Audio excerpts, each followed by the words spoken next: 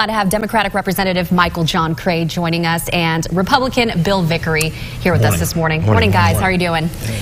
Good. Well, let's start off with Senator John McCain. Very somber morning here. Week-long services honoring this man. He made a number of trips into Arkansas for political purposes over 20, 25 years. Hard to imagine someone who has dedicated more to the country.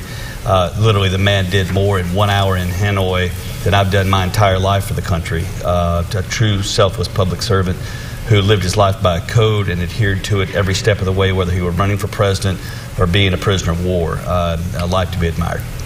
Yeah, I think that regardless of where you fall on the political spectrum, more people like John McCain in Washington would be a good thing.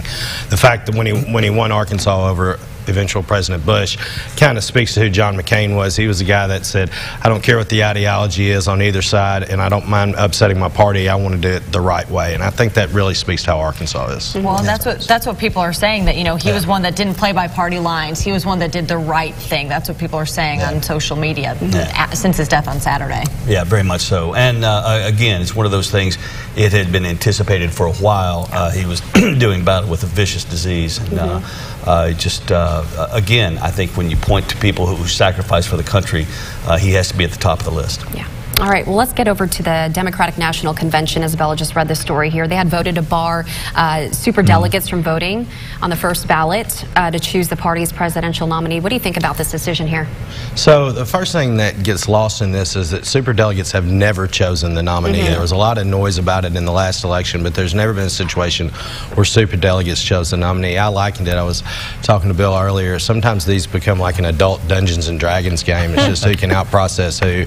But realistically, it was an overwhelming decision by acclamation at the DNC to do away with that process and let the vote of the voters stand, which it always has, and I think it just makes the process more transparent and cleaner moving forward. Yeah, I got to say, as a Republican, I welcome taking people like Michael John out of the process on the first ballot.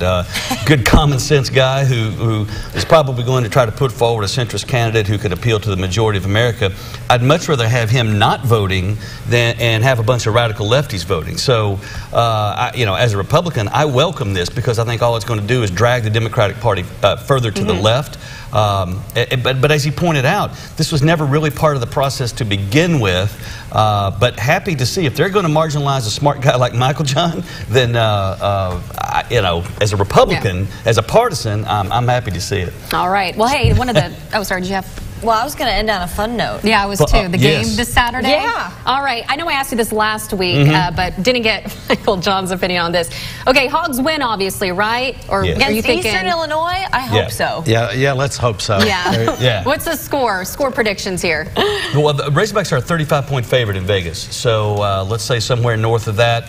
You got to think the game will be over with midway through the second quarter. You've got to hope the game will be over with midway through the second quarter. Excited to see the new offense. Excited to see the new defense. Kind of that kind of. Excited to see who the quarterback may be. But if the line's 30, if the line's 35, then I bet it's only 30 by the Razorbacks. I mean, that's fingers crossed. By the way, are you guys playing in fantasy football at all?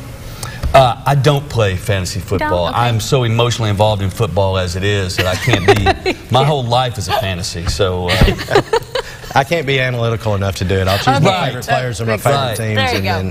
Thanks, guys. You have a great week ahead. Thanks for being here.